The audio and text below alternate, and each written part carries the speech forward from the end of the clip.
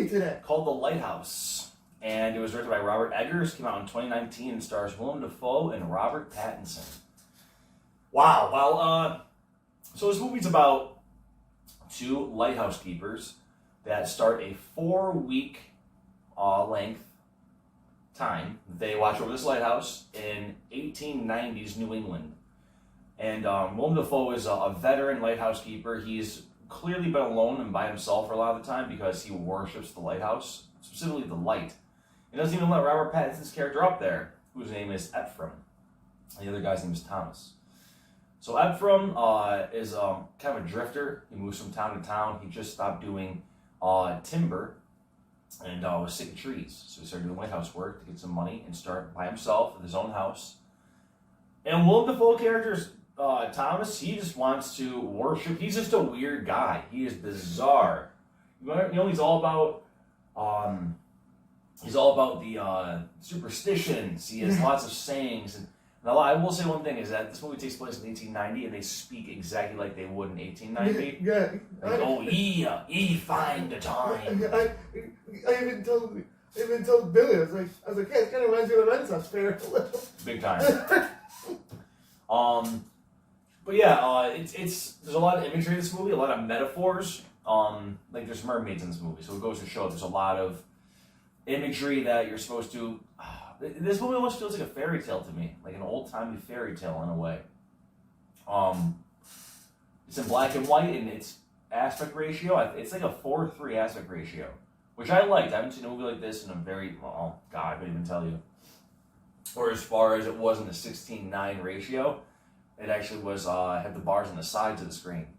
But it was interesting, and visually, it definitely made you pay a little bit more attention, just because to see something formatted in such a different way that you're used to seeing, it makes you kind of size up the shots differently to go, okay, well, now that I'm seeing a little more of the top and bottom, what are they trying to exemplify here? Like, what are they focusing on? You know, what is the camera drawing your eye to?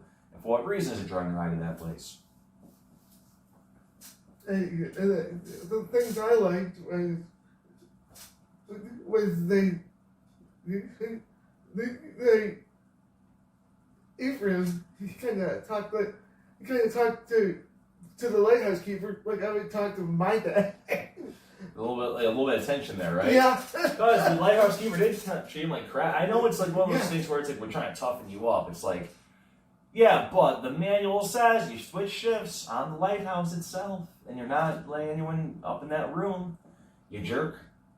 It's also really cool to show that back in the day, there were less advancements, obviously, technologically, and there was a lot more of just elbow grease with getting things done. A lot of heavy lifting, a lot of up and down the stairs, a lot of scrubbing, cleaning, a lot of repairs.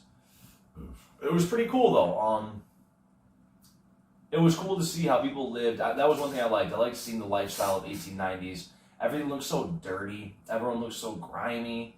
Like when I was watching this movie, seeing Willem Dafoe's character talk, all I could think was, I guarantee he smells. He just looks like he smells really bad. Yeah. That big old beard, and so it is a very different movie than what I am used to seeing. I did like that about it, that it was something different. And I like that the plot is simple. And you think, like, oh, I don't even understand what's going on. It's like, but I think a charm to this movie is that you do know what's going on. It's these two guys at the lighthouse. One is all about superstitions, and he even mentions at the last, like, helping hand that he had, what happened to him? He ended up dying at the lighthouse. Yeah, he went crazy and died there. Like, he lost his mind. So that alone is like, you're almost kind of waiting, like, okay, is that the same fate that's going to be Robert Pattinson's character? But it also seems like, okay, well, it seems like Willem Dafoe his character Tom, has already reached that point of craziness like 3 or 4 times, because he is such a unique character. Yeah, it was very interesting. A very interesting movie, like I said, visually, and it's why I would almost say it's worth seeing it a second time, just to kind of see it through without trying to notice every little thing that's happening. To be like, I don't want to miss out on anything. But the second time to kind of know what's going to happen, I think you kind of relax and just kind of take a feel into the atmosphere of the movie, the visual aesthetic of the movie, which I said is very like it's black and white, but there's a lot of contrast between the darks, the grays. In some shots in the movie I was watching, I thought this could have not been in black and white. This shot, because it's just the gray rocks of the beach, the gray sky, and just the dark clothes of the guy. So I'm like, man, like this is like a dreary movie as far as even without the black and white. Like it probably would have been a lot of grays, a lot of dark colors, muted colors. Yeah. Things I didn't like was, spoiler, at the end, Ephraim died. So. Yep, at the end he's getting picked apart by the birds, by the gulls. And they always say it's bad luck to kill a seagull. And when Ephraim was trying to clean that, what was the name of that? When Ephraim was trying to clean the cistern, which is a place that holds water. It's usually either a reservoir for drinking water or for wastewater.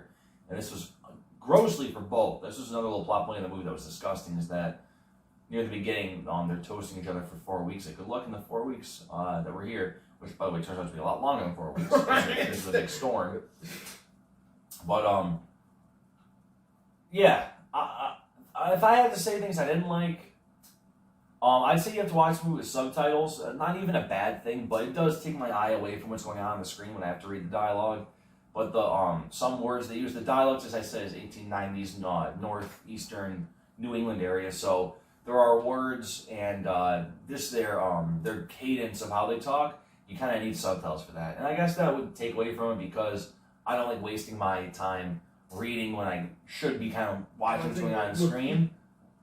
But I will say it didn't take away from the movie for me. It's not like, oh, did that really take away from the experience? Like, no, just a note. If I had to say something negative, because it's such a unique movie to me, that I would really have to sit down and think about, like, what didn't I like? Because it's easy to say, well, some part of the movie was kind of hard to follow. It's like, well, okay, like, that's just a matter of paying attention. I don't know, to me, but, you know.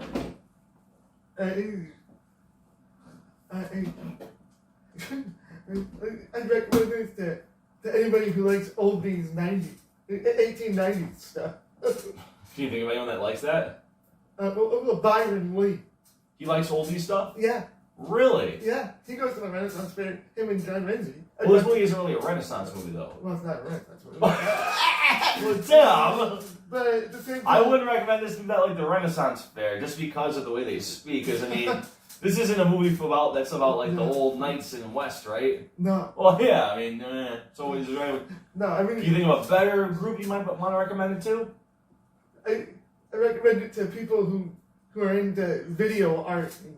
That's to go with into cinematography, because this movie was nominated for an Academy Award for Best Cinematography. So it was the only movie award it was nominated for as far as the Academy Awards. But like I said, for a movie in black and white to be nominated for an Academy Award, I know it sounds stupid to say that, but to me it's like, it's a lot easier to make something look beautiful when you can use all the colors of a spectrum as far as any movie. But when you're really limited to black, white, and gray, they made it work for this movie. Like I said, like it's a dreary looking movie, but it works for the movie. It works.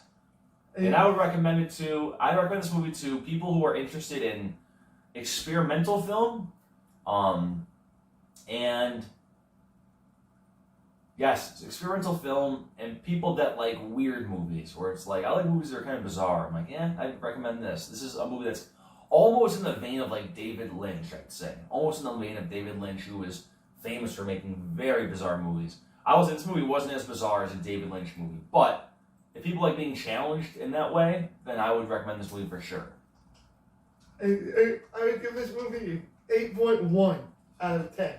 I would give this movie an 8 point. You're pretty good. I'll do an 8.2. Right there with you. And next week, finally, we go back to Halloween and we review Hubie Halloween. Yeah. So until next time. Make sure you keep your movie theaters clean and you clean your candy around your seats. I'm Billy. I'm Tim. And we'll see you around. Keep your ringers around.